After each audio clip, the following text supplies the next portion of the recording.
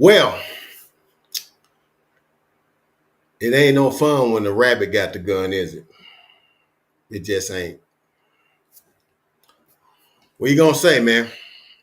Look, Cowboys took it on the chin today, and you know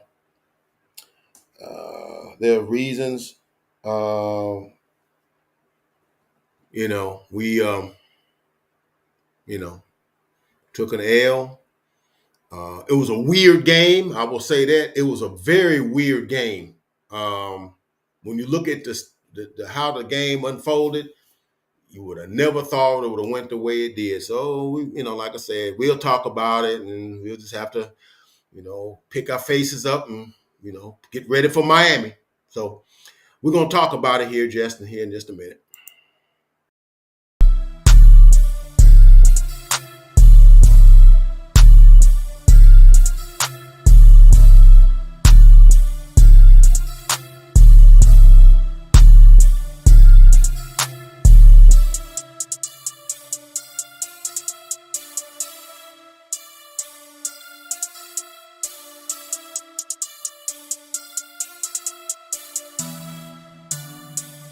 Two times on the beat. What's good, people? Your boy Uncle Fred back in the house, back in the saddle one more again, and I wish I had good news to tell y'all. Everybody know I love bringing good news, man. You hate to be the one to tell somebody that somebody had an accident, or be the one to have to tell somebody that somebody passed, or and I'm not putting this on the same level with that, but you hate to be the bearer of bad news. But I guess I'm have to be the one to bear the bad news. Please like, comment, subscribe, become a part of the Uncle Fred Sports Experience. Guarantee you will not be disappointed.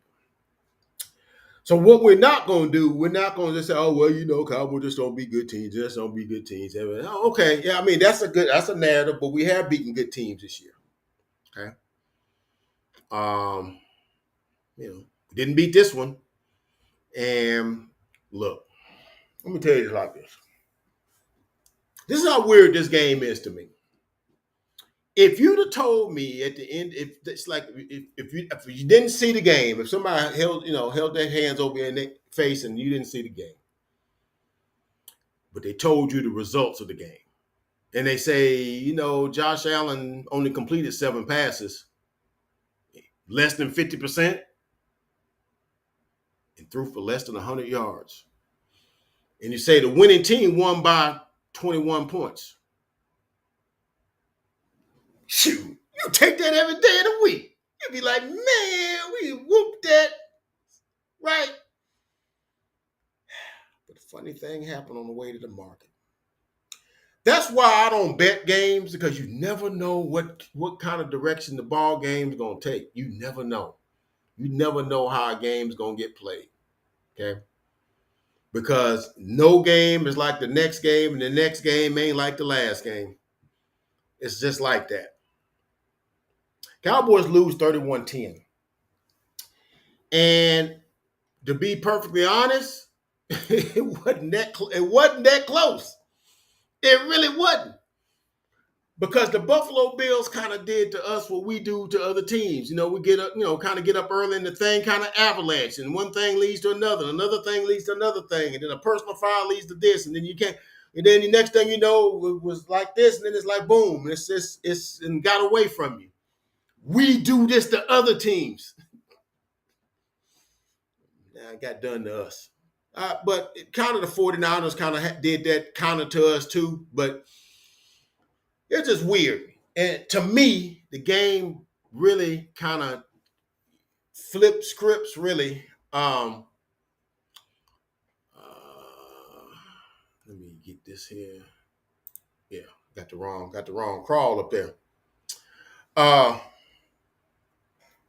To me, the game flipped when Sam Williams, ran into the kicker. Or look, I'm gonna be honest, he hit that. He hit the dude. And because we had gotten off the field, I want to say that was the second possession that the Bills had. First possession, they went down, got a touchdown. Um, I think they was also spared on that drive on a funny personal foul penalty when D-Law kind of pushed Josh Allen down. I mean, goodness, he just brushed up against him with his arm. Come on, dude. Josh Allen's like 250 pounds. You ain't knocking him down. That's a personal foul. But that kept the drive going. It's 5-7-0, and then we was driving too on our drive until the refs decided that Tyler Smith held, which I'm like, that's just a basic block. That happens on every play, but it stalled our drive, and we ended up having to punt. And then that's led to this drive, which I thought we had a stop, but then Sam Williams. Now I can't argue with this one. He kind of did what you're really not supposed to do, and I think Greg Olson said it the best. It's like you're kind of supposed to go for an area, and kind of like where the guy is supposed to punt the ball at, and you kind of aim for that area. And instead of just he kind of like lost his he kind of like went. It's sort of like in a basketball when a guy pump fakes you kind of jump all out of control, and then the guy that's he's got you at his mercy. Now he can kind of jump into you or throw his arm out, and it's a foul. And then now you can just see if you can make the shot or not. It was that kind of thing where Sam was kind of out of control, and it was just kind of one of them unfortunate things. He kind of went where he shouldn't have went, and he hit the guy, right? I ain't gonna beat Sam up too bad for that because Sam has blocked a kick before. I guess it was against the Rams, so he's got some cachet, if you will, at blocking punts. But you kind of can't do that, especially when you gotta, you gotta stop their offense, and you kind of have got them off the field. And a block punt sort of like found money anyway. You kind of can't do that, and I kind of thought that you got an opportunity to get back on the field and possibly tie the game up, but then you give them a fresh set of downs, and they kind of get a little momentum, and that's all fine and good. And then, but of course, I'm skating all around the main issue. The elephant in the room was we couldn't stop the run. We just couldn't stop the run. So let's look at some of this stuff here. Like Josh Allen completed 7 passes for less than 100 yards. He was 7 of 15 for 94 yards and a touchdown. Threw a touchdown to Diggs. Okay.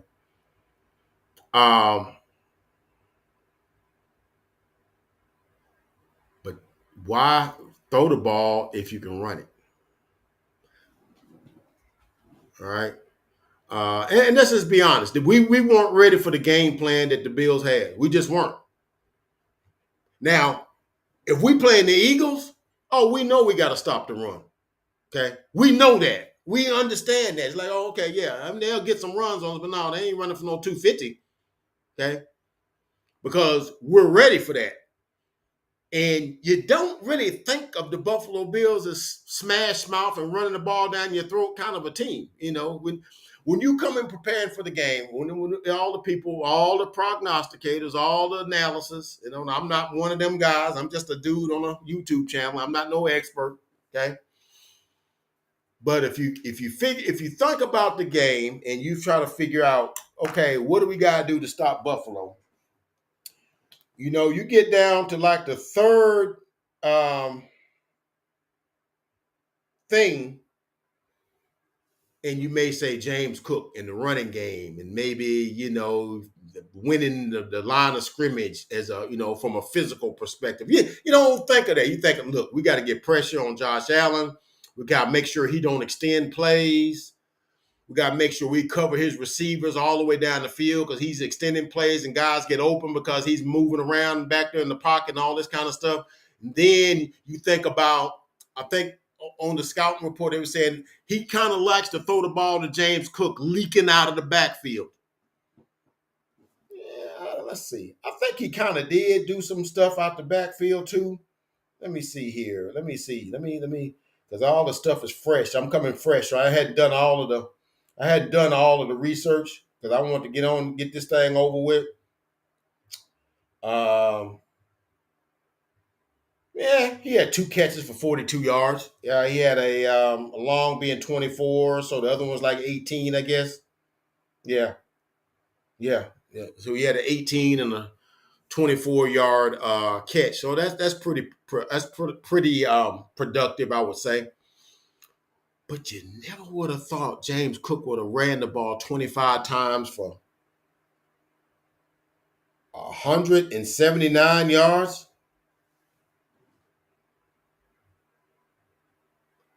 25 carries for 179 yards. First of all, let me ask you this. When's the last time you seen anybody in the NFL rush the ball for 25 times, one guy? Because that's kind of like nobody does that anymore. I mean, even Derrick Henry don't rush the ball for no 25 times, maybe once or twice a game. Maybe if they got the game in hand and they're just salting it away late in the game. I'm gonna give Derrick 4, 5, 6 carries to run the clock out. Okay, he might end up with 25 carries or that sort of thing. But then just the context of the game dictates that kind of thing. But you just wouldn't. You just don't assume a guy's gonna run the ball 25 times now. It just kind of don't happen. You know, it's a different NFL now. And then you go down to Ty Johnson. He ran it for 9 for 54. So Josh Allen had 8 for 24. So let's look at the tail of the tape. And those are the things. And when I say you weren't really ready for what the Bills came to play with, there's a game that comes to mind back in 1991. I'm reaching way back like 32 years ago. There's probably other games that fit this window. But it's sort of the same thing. You go into the game with one game plan and then they gotcha. They go with something totally different than what you planned for, what you played for. But I fault the coaching staff because, okay, you just change up. You should be able to, switch the thing up. I go back to the divisional game in 1991 when we played the Detroit Lions. Matter of fact, it's the Detroit Lions' only playoff win in the last 50 years or so. And I think, of course, that you played the Detroit Lions. This is 1991. Okay. So this is 3 years into Barry Sanders. So you know what you're doing when you're playing the Detroit Lions. You got to stop Barry Sanders. You got to stop Barry Sanders. You got to stop Barry Sanders. And what did they do? I think the quarterback's name was Eric Hipple. He threw the ball for like 350 yards and like 3-4 touchdowns when they beat us 38-6. I think Barry Sanders ran it for like 69 yards. Barry Sanders 69 yards, you lose by 32, right? You hold Josh Allen to 90 yards passing, and you lose by 21. I mean, what are you going to do with that? All right? Because they've not done that to nobody that they've played. But somehow they saw something in the film that thought that maybe they could exploit us in this way. And I would raise up exhibit number 1. Jonathan Hankins was out. Now, the Cowboy fans, you can like it or not, we give up a whole yard and a half less per carry when Jonathan Hankins is on the field. Okay. Now, he's just a guy that, a lot of people don't think about. He's just, but he holds the middle down. Okay. Now, we're not a dominant run defense anyway, but he holds his own. And, guys got to, you got to kind of, you're not getting 8, 9 yards on first down when he's in the game. Okay. So they called up Carl Davis and then some other things. And, and Buffalo's like, shoot, we're going to run this thing, which is something they hadn't done all season. Okay. And I don't think they're the best offensive line. I think they're kind of but they played like it today, right? So we weren't ready for the game plan. So like I said, we weren't ready for the Lions playing the game because it's like, Josh Allen's a playmaker. He's a difference maker. He's like, when you play the Bills, you got to stop him. And we kind of did stop him. But It's a team game. If you stop one dude, the other dude got to, and if they see, hey, I got fresh meat on the line, they can't stop the run. That's kind of what I would do if I was getting 8 yards every time they ran the football. But yeah, and here's the thing.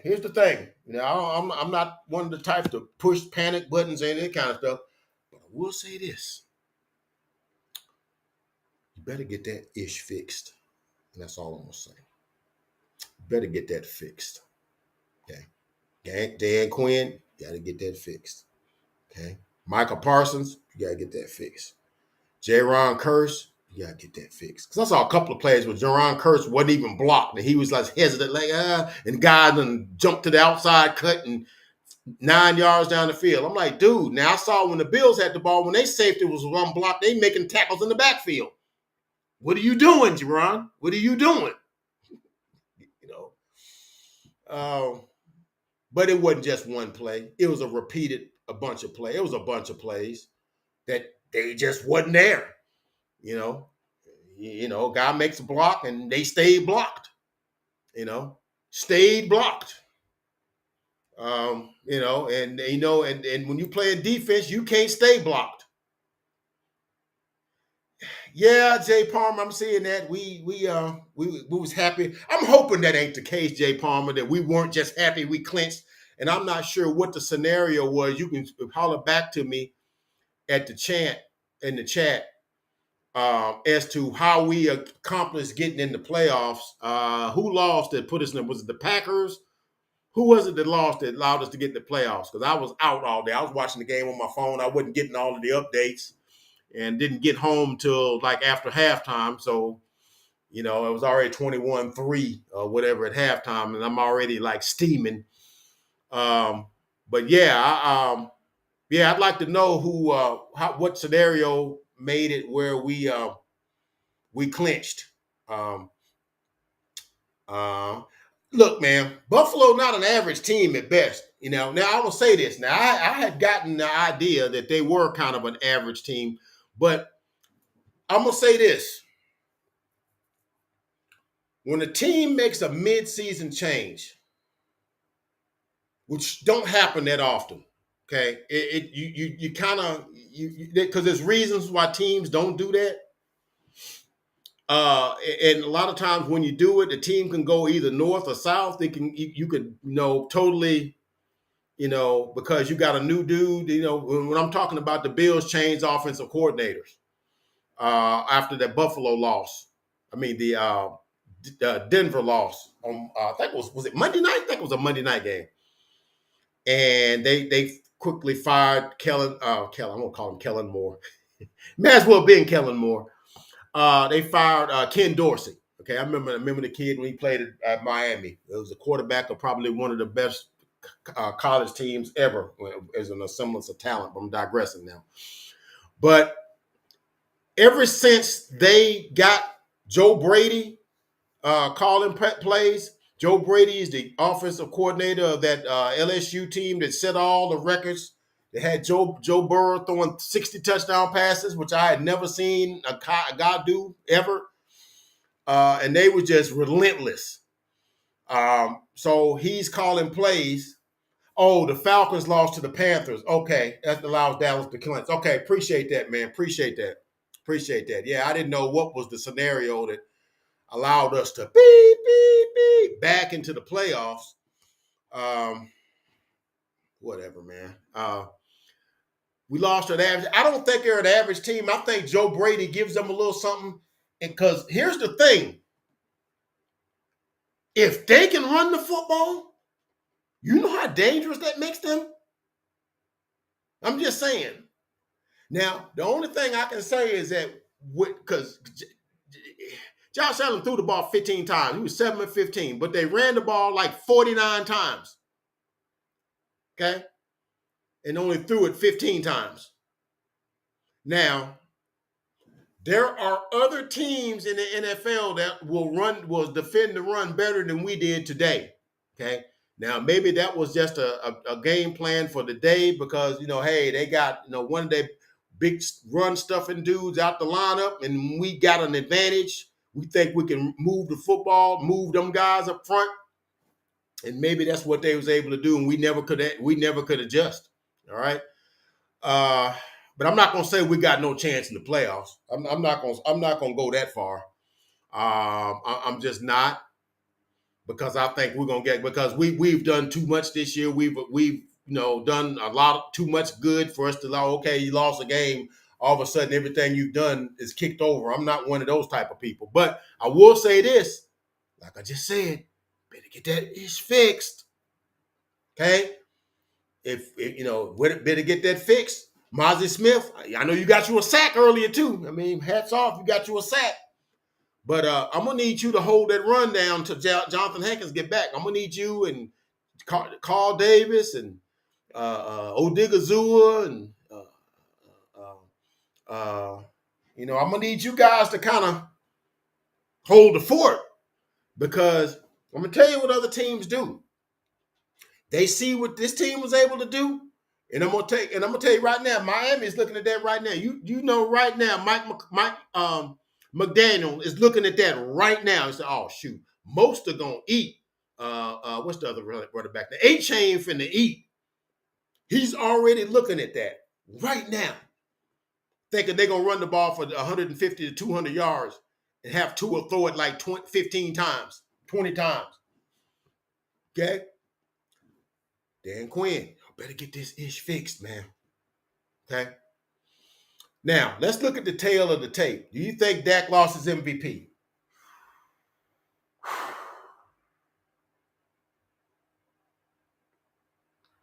I'm going to say yes.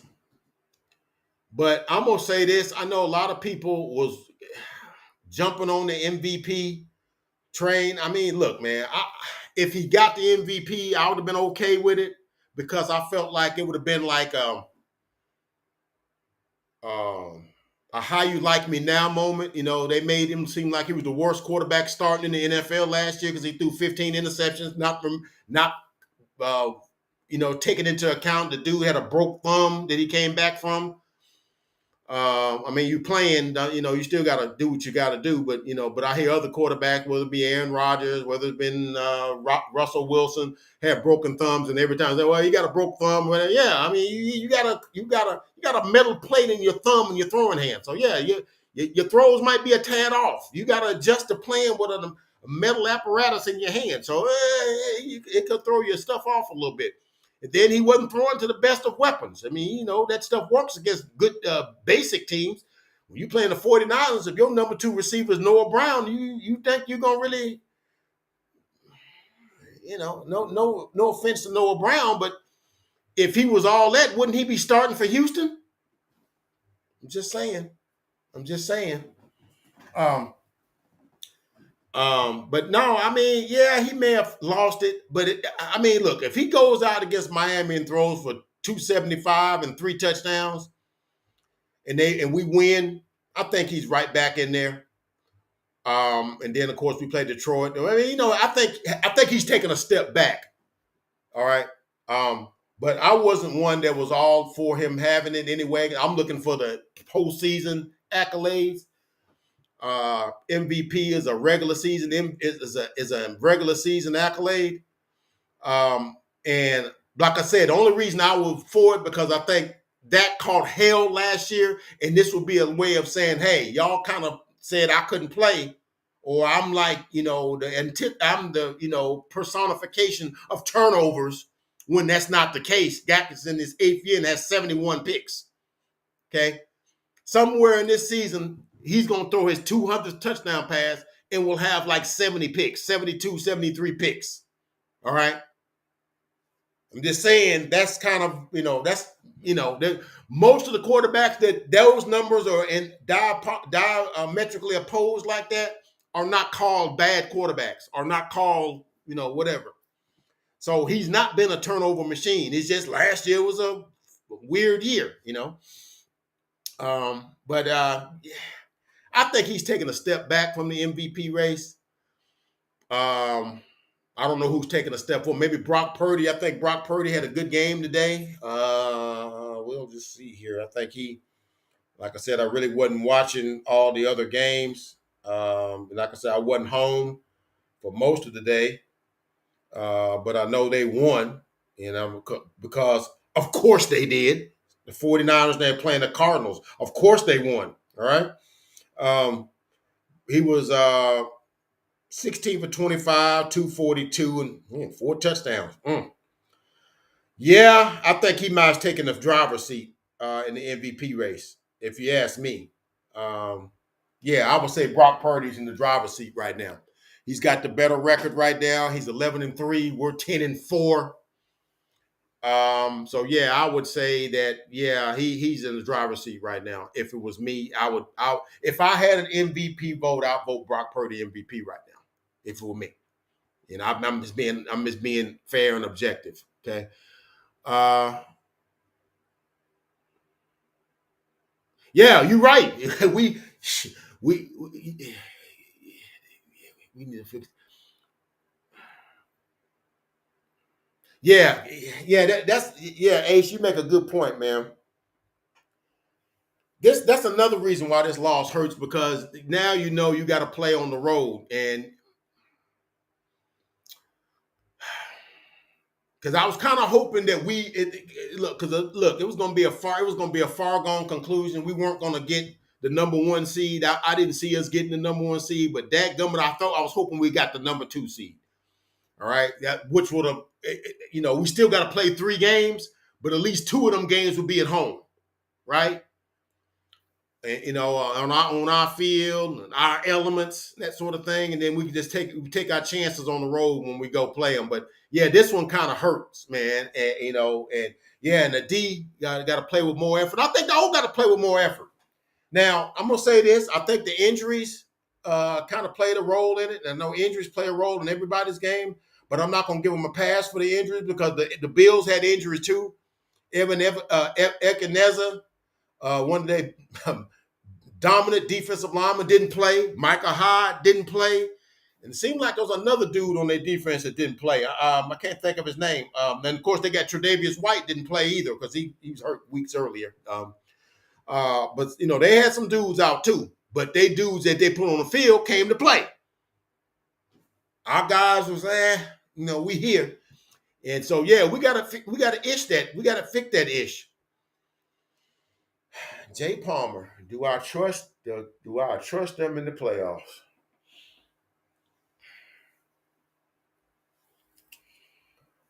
Uh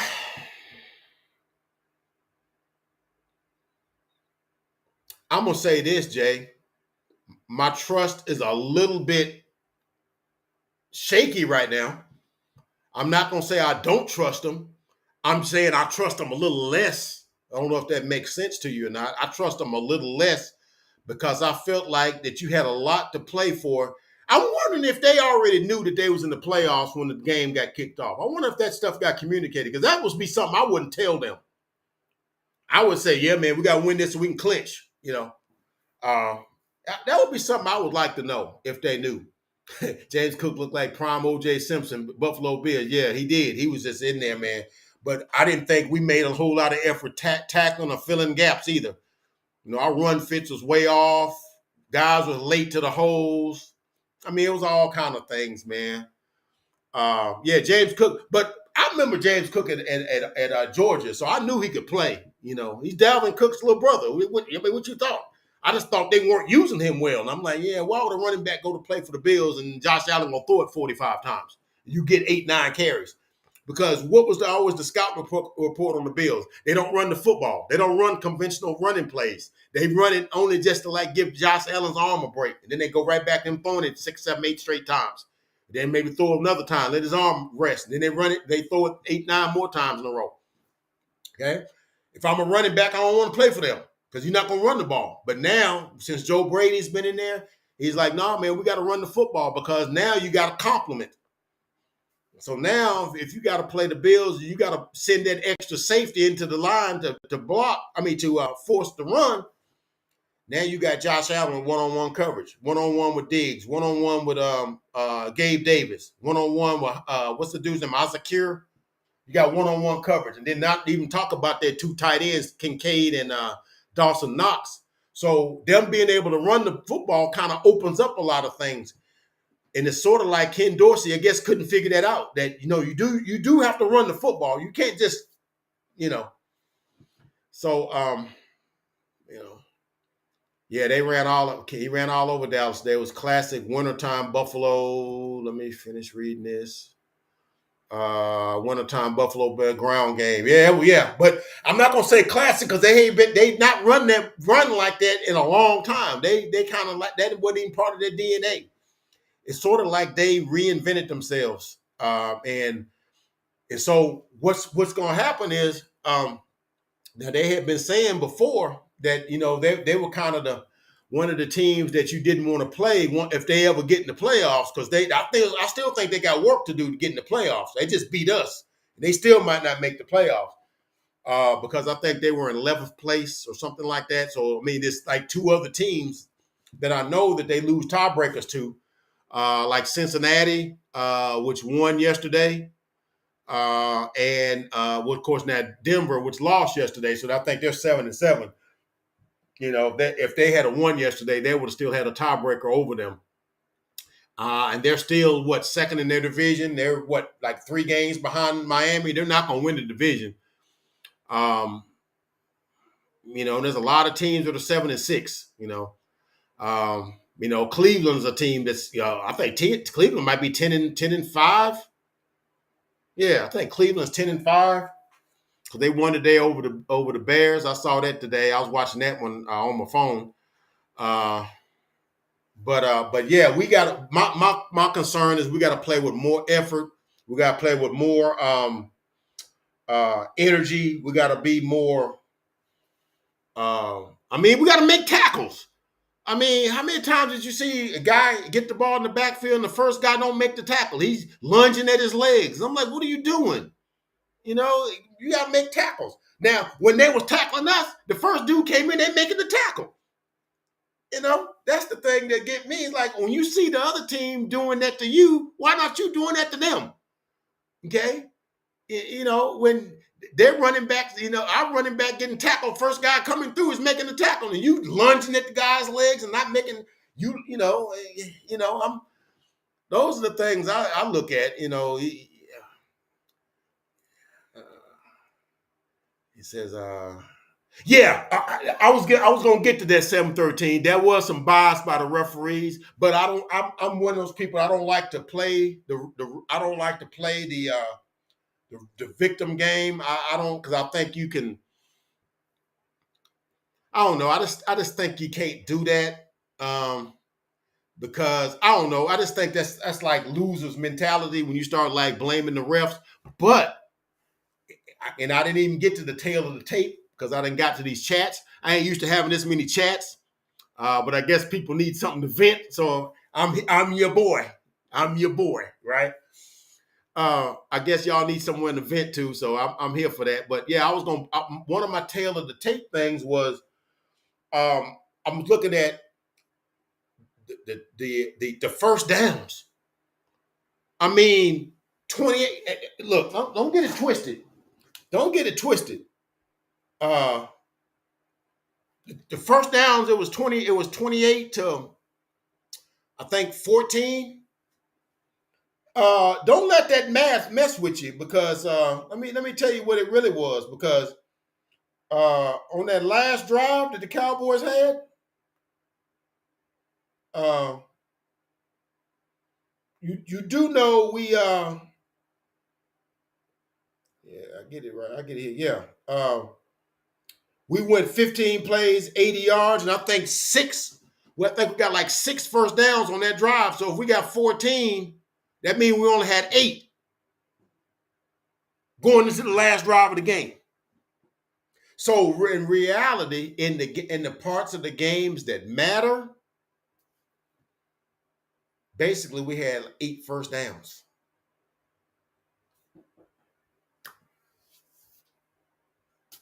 What are you gonna do with that? What are you gonna do with that? Okay, 8 first downs. Okay, we got 6 consolation first downs in mop up time that made it look how it looked or whatever, right? And don't get me wrong, I don't get me wrong. All the points matter, all the yardage matter. I get all that, and I understand too. You want to get some good feeling when you leave a game and stuff like that. But but realistically, we could almost say we was literally held without a touchdown all game for the most part. But I'm gonna get to the part where you're talking about the calls. I'm gonna get to that. Let me address that. Uh, right, but Josh Allen's the one who runs it. But we don't. They don't hand the ball to the running backs. You to get like 9 carries in the game. 25 carries for a Buffalo Bill. That's like that's Derrick Henry numbers, right? Uh, so you said something about uh, some biased calls. Let me tell you the ones I had a problem with. First of all, I thought there was a BS call on the holding call on Tyler Smith on our first drive. I thought that was a BS call. That what they was doing was what the Bills was doing on every running play they was running. I mean, you moving the guy, you know. I don't think that was a holding call because did he get another holding call the rest of the game? He pretty much did the same thing. But that particular holding call stalled our drive. And it happened on second down. So now we got like second down and like 15 or second down and 12 or whatever. And then we ran that shotgun run play that got like negative 1 yard. And that whole drive got messed up. That holding call, like I've said to people, that holding call is like the big joker that if a ref want to F up your drive, it's like a well-placed holding call on second down is the remedy. Because it'll F your drive up every time. Because now you're, and especially a defense that's sort of like, kind of, that's a defensive line's, defense's, best scenario. You got a team in a long down at third and 15. Yeah, we'll take that every day of the week. Right? So I didn't like that call. I definitely didn't like the personal foul roughing the passer call on Josh Allen's one because I thought that got pushed out 2 steps after he threw on several occasions. They didn't call it, And Josh Allen, big as he is, DeMarcus Lawrence basically just bumped his arm against him. It wasn't even that. So I didn't come to the conclusion. 7-13 ace. I'm coming to the conclusion that refs call what they want to call when they want to call it, and you just kind of got to live with it, but just kind of hope you get a fair whistle because I didn't like that call. I thought the personal foul on Sam Williams was justified. It was just an unfortunate play on him. Kind of got himself overbalanced and kind of we kind of had our little things with Sam Williams. Good player, very, very athletic, very good, very intense player. But sometimes he gets a little a little outside of himself a little bit. But he's blocked the punt before, so I'm not gonna get on him. So I'm not gonna get that one. But the personal foul on Jaron Kearse when basically he was just coming up to, dude, that's football to me. And we was getting off the field. That gave them an automatic first down. So those two, the roughing the passer and the one on Kearse when he came up, I didn't think that was a personal foul because he kept saying he led with that. No, he didn't hit him in the head. He hit him in the back, and it was a shoulder. That's football. What is he supposed to do? Just touch him? I know we try to make this game safe and everything, but at the end of the day, this is still football, man. It's football. It's still a gladiator sport. You still got to be a man's man to play it. So you can only do so much unless you start putting skirts on them, unless you start putting flags on the quarterback. You just pull the guy's flag, and some of them quarterbacks like Josh. I don't think Dak would like it. You don't want that where they can just pull your flag because you're a football player, and I think they're taking that away from them in an effort to try to, And don't get me wrong, I like it being a safer game, but at some point you still got to let it be football. And I'm just gonna leave it at that point. Let's see, whatever. We got some bias calls. Gallup, look, man. I think the Cowboys basically have replaced Gallup without replacing Gallup, if you know what I'm saying. What are you saying, Uncle Fred? I'm just saying that I think that they realized they got better guys that are more dependable behind him, and they just play them guys. And I think Jalen Tolbert would have played some today, but I think he was one of the sick people, because there's a rash of like illnesses going around. I think it's around the league. I'm not going to even say it's just our team because the Eagles have got hit with it because Jalen Hurts is not playing. He got some sort of illness. And so, Michael was sick last week. And then, of course, Tolbert, Cooks, and Gilmore were all sick this week with, some illness or whatnot. And, you know, uh, I'm not gonna make that an issue, but I will make the injuries an issue because you're not gonna tell me Zach Martin going down in the first quarter is not something that you because for that point, man, how many times Dak gets sacked? Because the guy, what's his name? Is it TJ Bass? Don't know really Zach Martin knows it all. He's basically runs the offensive line. Okay. So putting this guy in there who's a free agent rookie, he's not gonna know what Zach Martin knows. So yeah, the continuity is off. I mean, Dak can show him who to go to, but they can change that thing up, and he don't have the wherewithal to make the adjustment. So I saw Dak get sacked 3-4 times after Zach Martin went down. Man, it is it wasn't it was a lot of and so that's a front office thing because I really thought they really should have made some moves and got some additional offensive linemen, and not just bank on free agent rookies, or draft rookies because at the end of the day, they rookies. Do you really, if something was to happen to Tyler Smith and something did happen to Zach Martin, are you really comfortable putting TJ Bass and Awesome Richards in there in a playoff game? Would you be comfortable with that? Because I wouldn't. Because they rookies. Talented as they may be, they just don't know enough to be good enough. They just don't. And a middle of the pack defensive lineman will fool him and will get in the backfield or fool him into a holding call or fool him into a false start on a key down or whatever.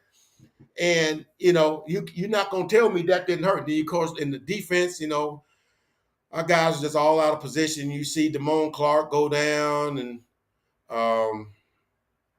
of course, Malik Hooker didn't play today either. I mean, so it's a bunch of guys that didn't play.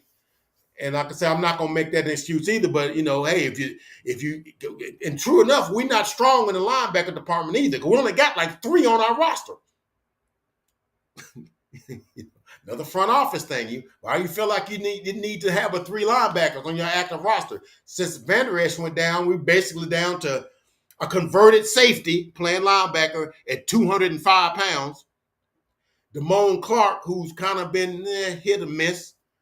And then, of course, we end up getting Rashaan Evans, who, we see sometimes, and, who's on his couch all season before he played for us. So, how much of the game plan are you going to trust him with? And I'm trying to think who's the other linebacker. I can't think who other linebacker is off the top of my head. So if you lose one, you kind of up the creek,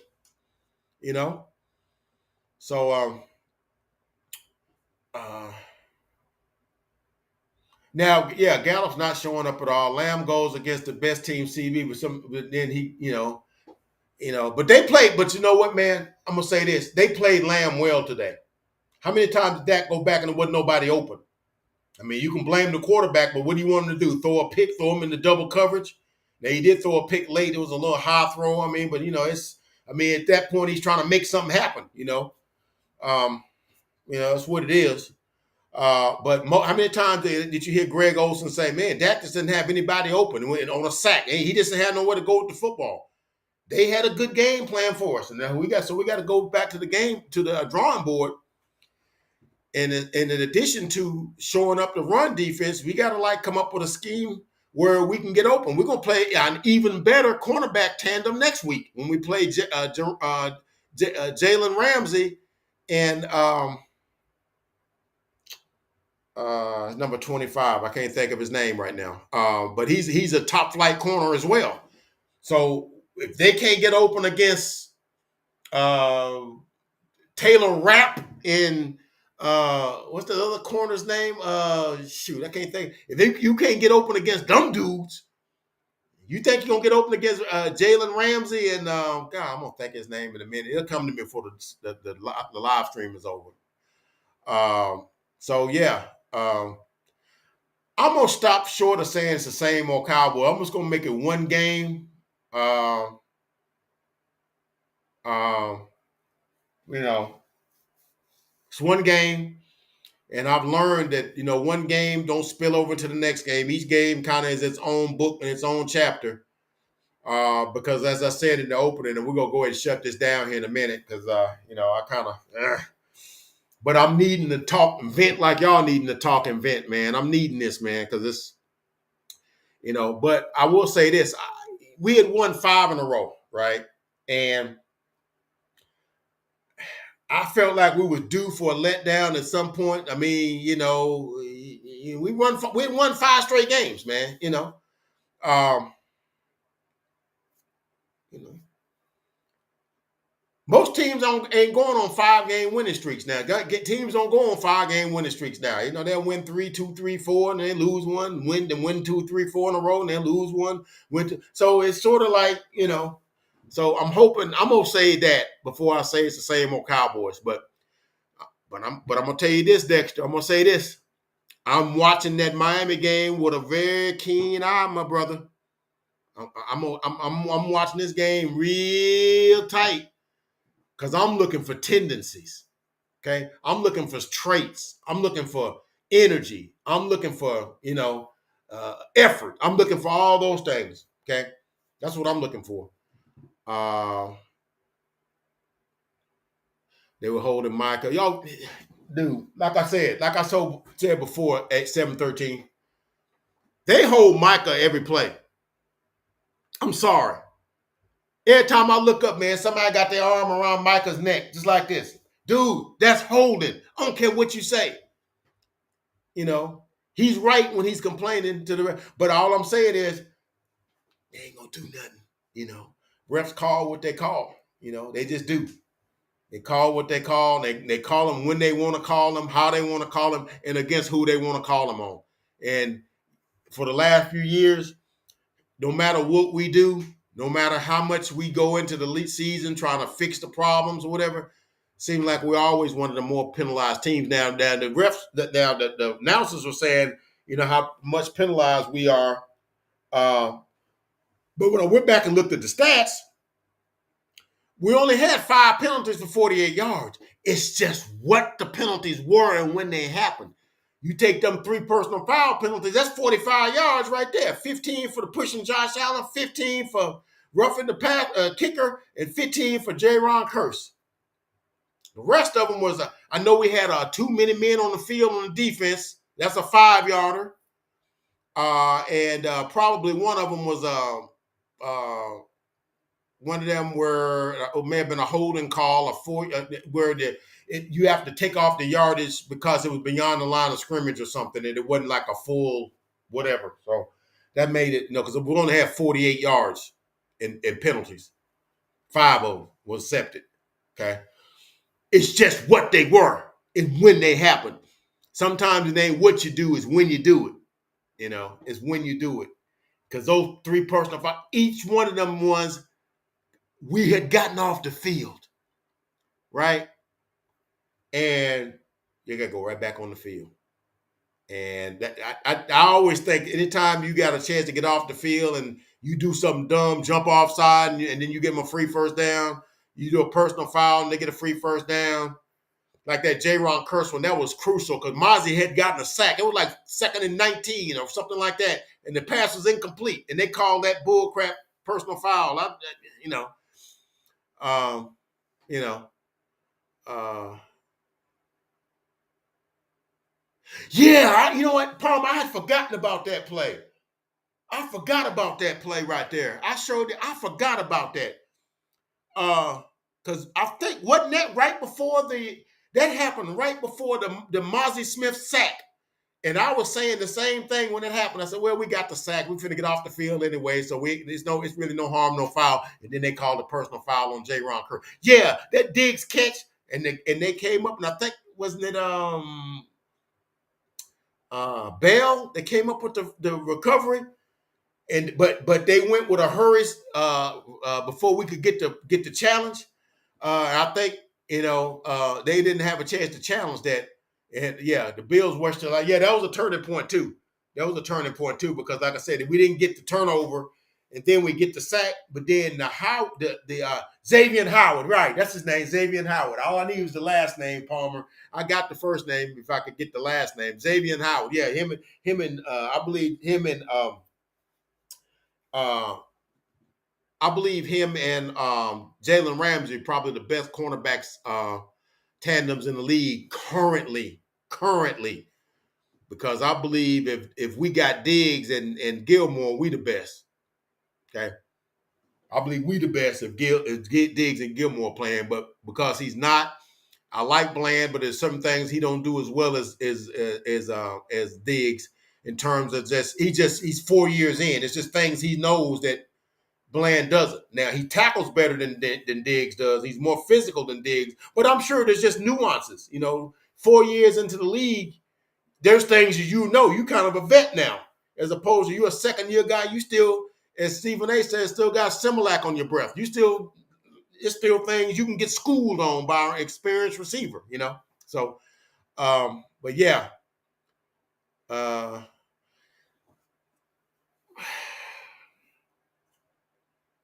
that's a good question, Ace.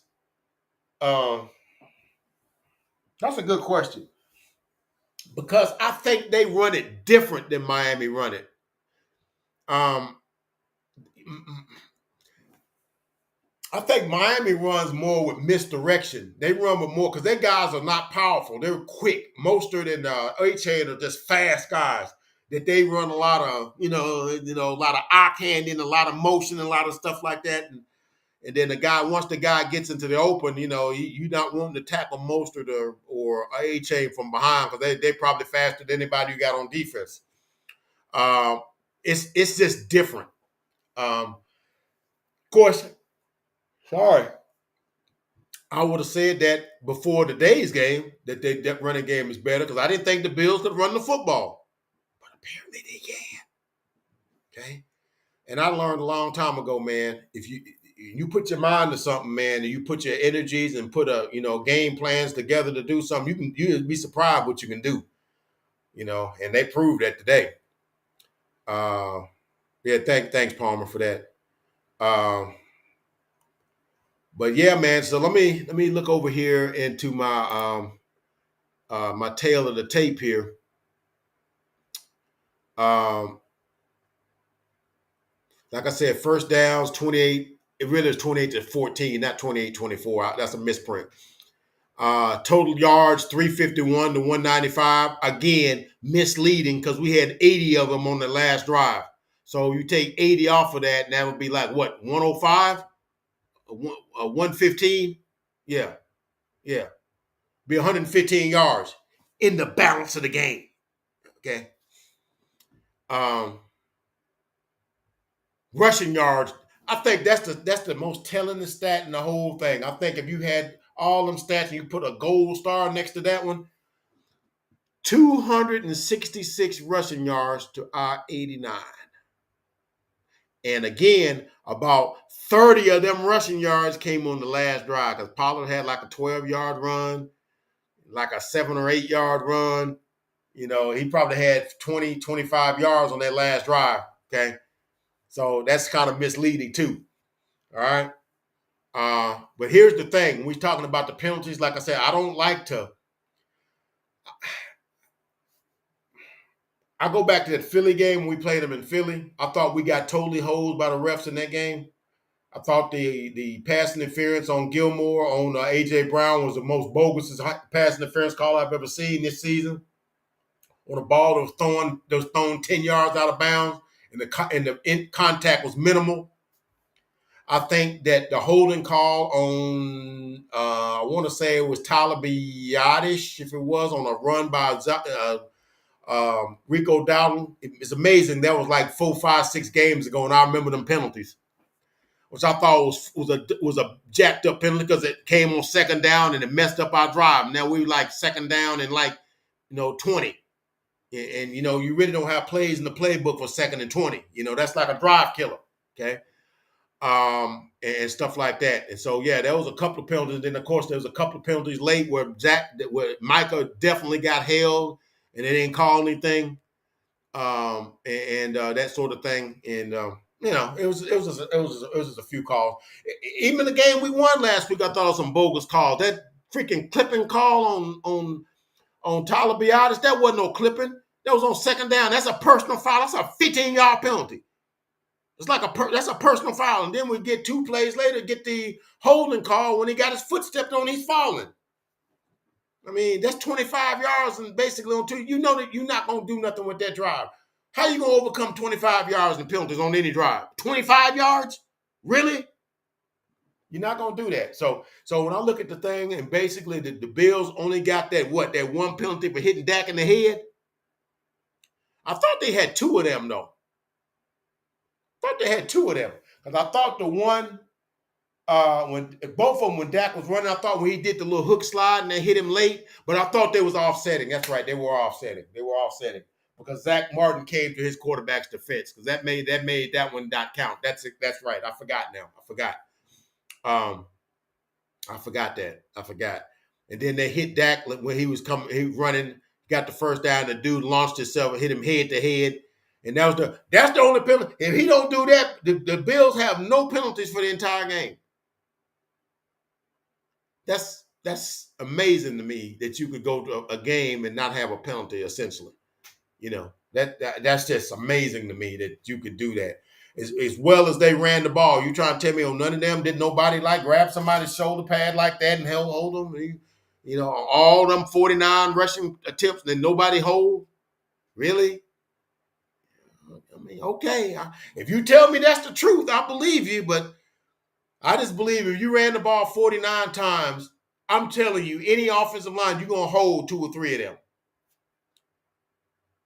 I'm sorry. You're not going to make me believe otherwise, all right? Time of possession is the other. So the two statistics to me that tell the tale of the tape that tell the story of this game. Like I said, if you tell me Josh Allen throws a 95 yard, 94 yards, and only throws 1 touchdown pass, and he's less than 100 yards, throws only 15, and only complete 7, and you don't know the context of the game, you said, we won that game going away. We got him, messed up. But that's why you can't really understand the game. But the tale of the tape, but the 2 things that tell the tale of the tape, that tells the story of the game, is the rushing yards. See, we hadn't given up 200 yards rushing since that game in Arizona. We gave up like 220 yards, if I ain't mistaken. All right. And I thought, that we had fixed that. We got to figure out a way to kind of stay in our rushing lanes and keep everything bottled in, man. We just got to do that. Okay. Or other teams going to do it. But the other stat is the time of possession. And again, 35:05 to 24:55 don't really tell the story. Again, I tell you again, the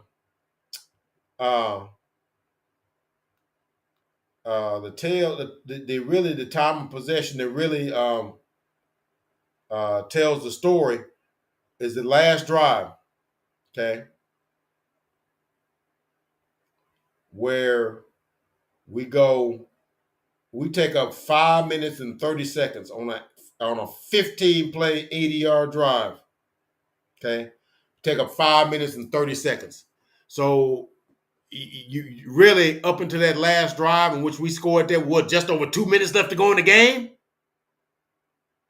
Take them 5 minutes, and basically they playing prevent. That's why Dak was throwing underneath. They got a shell. They're not, because my son was watching the game and said, why Dak ain't throwing down the field? I'm like, because they playing in the shell. You don't want to throw a pick. So you gotta take what they're giving you. They giving you the underneath stuff. They up 4 touchdowns. I mean, that's how I would play it. I'm gonna keep everything in front of me. You're gonna take this 8-yard throw, and we're gonna tackle you. You're gonna take this 5-yard throw, and I'm gonna tackle you. You're gonna take this 6-yard throw, and I'm gonna tackle you. That's how you play it. That's how the game is played.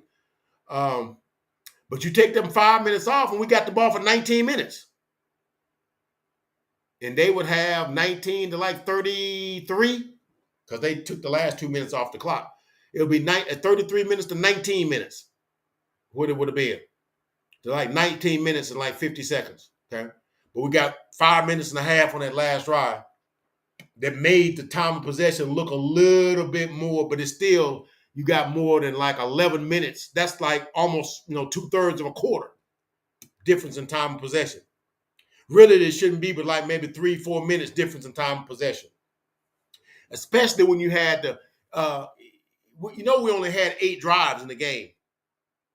We only had the football 8 times. Okay. Yeah, we only had the ball 8 times. Most times in the game, you have about 13 possessions. We had 8.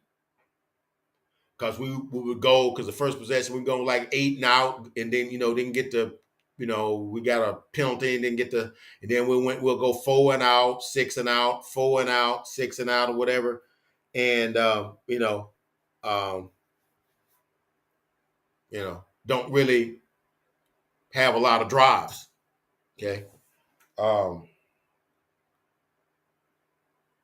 Look at this here. Punts. How many times did Brian Anger punt the ball?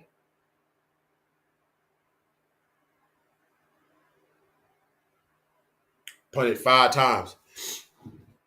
Whenever you know Brian Anger to punt the ball 5 times. We went to almost a game and almost a half, and Brian Anger didn't even take his shoes off, and he punted 5 times a day. Like I said, we only had 8 possessions, and we punted on 5 of them. Okay, one was an interception. The other 2 we scored on. Got a field goal and a touchdown.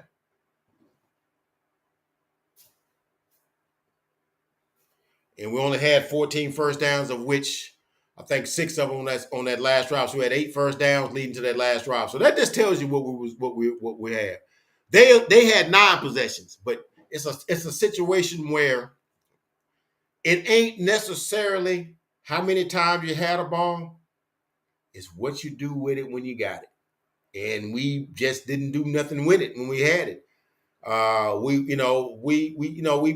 Because once we got behind and then the rains came and people started getting injured, I think the game plan kind of changed.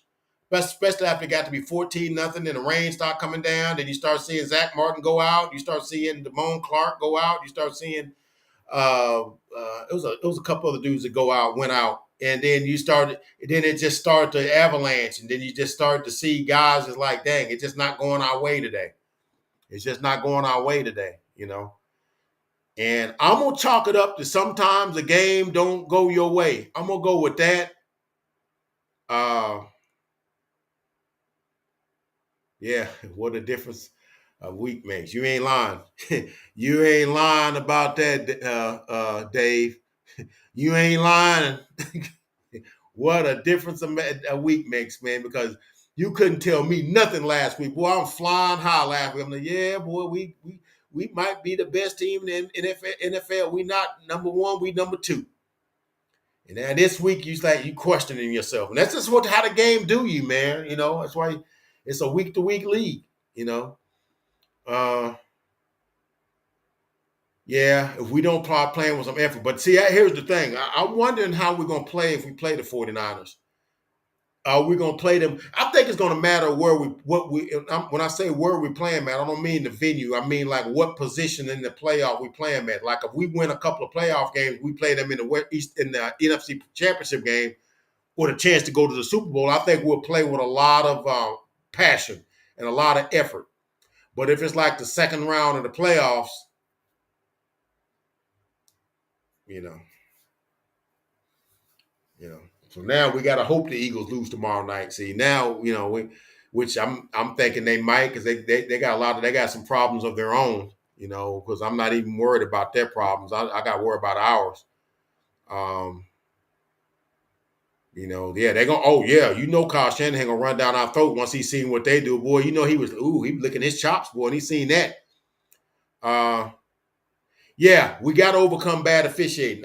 Look, man, for the last like 3 seasons, man, it seems like it don't matter what we do. We always seem to be the most penalized team in the NFL. I don't know what it is we do. I know we done had stuff. We done had people talk to people. We done had referees at our practices and stuff. Like I said, I just think the refs want to penalize us. I think it's a thing. I think we just got to overcome it. We just got to like, okay, they penalized us 10 yards on this holding play. We got to get a 15-yard play on the next play. And I think we kind of got to do that. And that's a shame we got to do that. But you just can't tell me the same team would get, no matter who's coach, no matter who's what, you still get the same penalties. This means it's sort of like you got stuff built up in your mind about, how like, I don't know if any of you guys are basketball fans or not, but he gonna act a fool tomorrow. I'm not even gonna watch him. I didn't like. I'm gonna tell you what I've done. 713. I'm gonna tell you what I do. I done kind of like stop weaning myself off of the 4-letter and 3-letter networks, because especially when they don't give us a fair shake on our stuff. Now, when we don't do what we're supposed to do, like tomorrow, yeah, we need to get, taken to the woodshed tomorrow because we didn't do what we're supposed to do, right? And I ain't got no problem with that, right? You be a man, stand up and take your punishment. Okay. What I got a problem with is them saying, because to me, each season is a microcosm of its own. It's not, because each season the roster changes like 30% each season. It's not the same players each season. Okay. Your roster changes at 30% every season. There's like 7 or 8 players, 9 players that come, 7 or 8, 9, 10 players that go. So you got a different chemistry. You got a different dynamic. So what this team did last year might not be what this team might do this year. Okay? I'm just saying. It might not be. Now, I'm going to say this. If your team is continually doing the exact same thing year after year, and the players are changing say in a 4-year span, 90% of your roster changes, and you still doing the same things you was doing the first year, then it's bigger than the players. And I'm gonna lay that right there. That means there's a culture in the building that allows a certain thing to happen, and they're not, because I've always heard about, in sports, especially with coaching and stuff like that, you're either coaching it or you're allowing it to happen. That's all I'm saying. That's all I'm saying. You're either coaching it or you're allowing it to happen. Okay.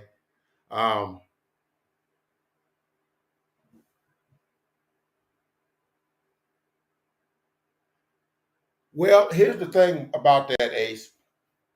I think it's just now that Mike McCarthy is getting to be the coach he was in Green Bay. See, I think he had to earn his stripes with the Cowboys. Because look, man, I'm gonna tell you just like this. Ain't too many Super Bowl winning coaches gonna join a staff and they don't get to pick who they want on their staff. I'm gonna leave that right there. Now, if you just some up and coming, just say for instance, what's the coach? What's the coach that's in Oklahoma? Not Oklahoma, but that's in USC. That used to be at Oklahoma. I can't think of his name. Me and names, y'all get my age. Your names be coming and going in your mind too. You'll see what I'm talking about. He was a candidate for the coaching staff. Coach when Jason Garrett got fired.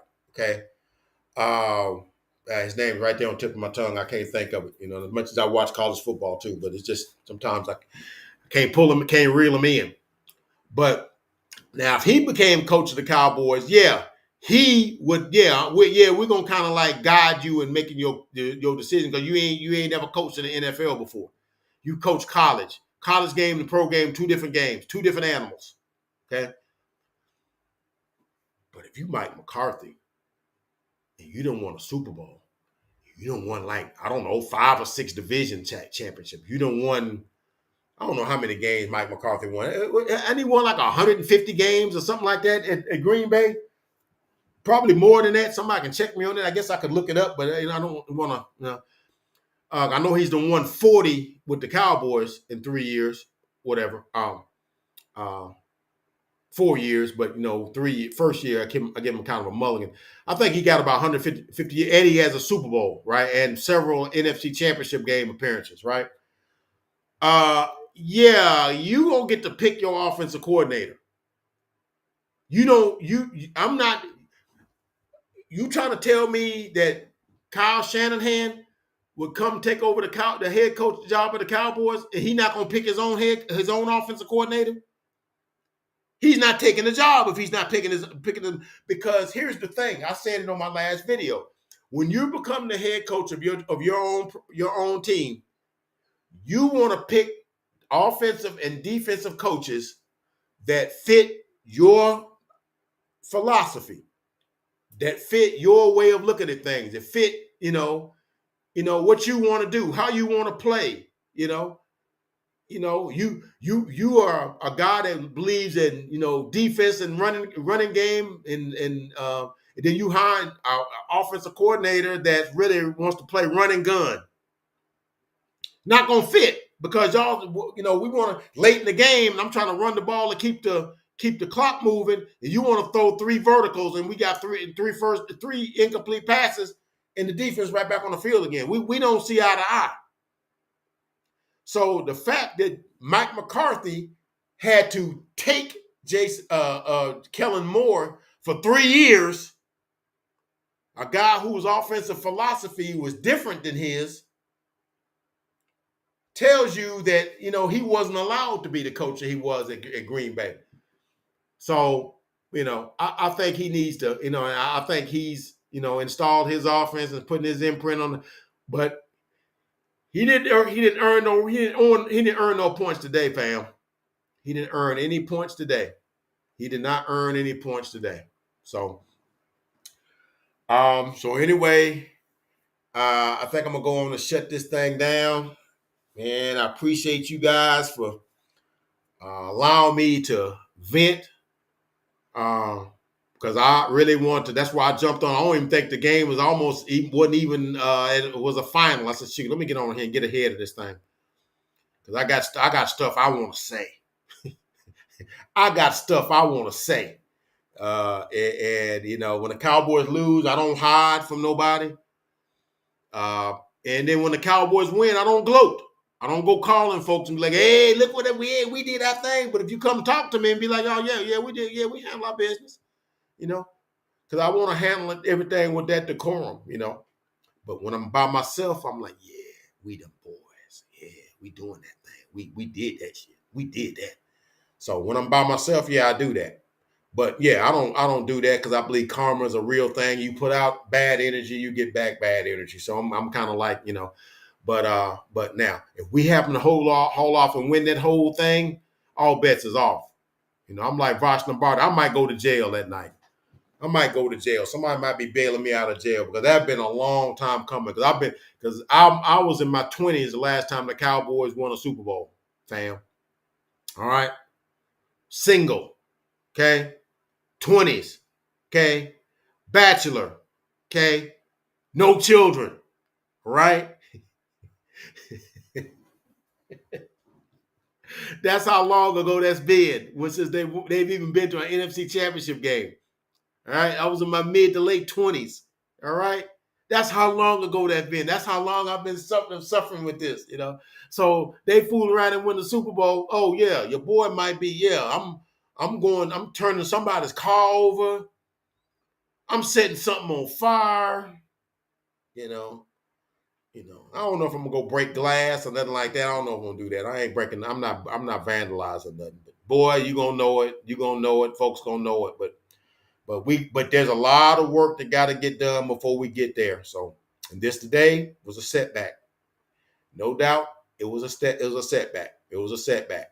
Okay, but you got to take these setbacks like a man. Don't cower. Hold your head up. Okay, we're still a good team. We're 10-4. A lot of teams would love to be 10-4. Okay, we still got an opportunity to finish strong, and I feel like we're gonna do that. So that's all your boy got today, man. Please like, comment, subscribe, and become a part of the Uncle Fred Sports Experience. Guarantee you will not be disappointed. Once again, Cowboys take it on the chin, 31-10. Kind of goes against what I thought. Mr. Chris, I know you giggling and stuff, but hey man, sometimes you don't win them all. and I had them 33-24, and they scored what 7 more points than I thought they would score, and we scored 23 less than I thought we would score. So, hey man, that's why I don't. That's why I don't bet on the games. But like, comment, subscribe. We'll catch you guys in the next video. God bless. Hopefully next week provides a better outcome.